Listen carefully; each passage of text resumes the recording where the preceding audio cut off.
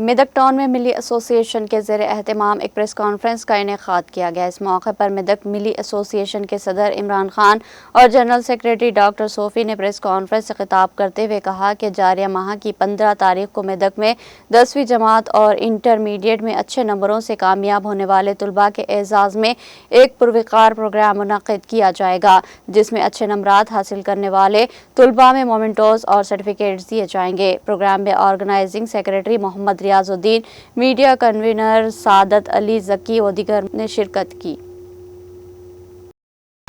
السلام علیکم ورحمۃ اللہ وبرکاتہ۔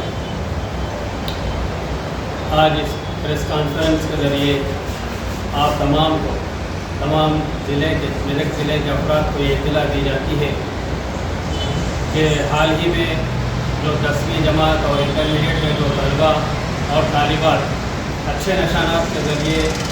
پاس ہوئے ہیں، ان سب کے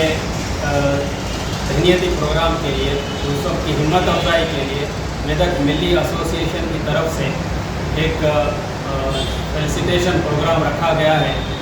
جا رہا ہے 15 مئی کو، جس میں جو اچھے نشانات سے پاس ہوئے ہیں، چاہے وہ اردو میڈیم ہو یا تیلگو میڈیم ہو یا انگلش میڈیم ہو، ان سبھی طلباء کو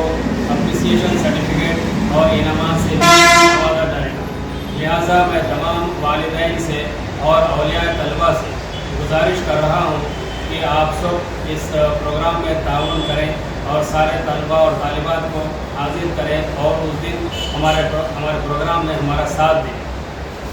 یہی کہتے ہوئے میں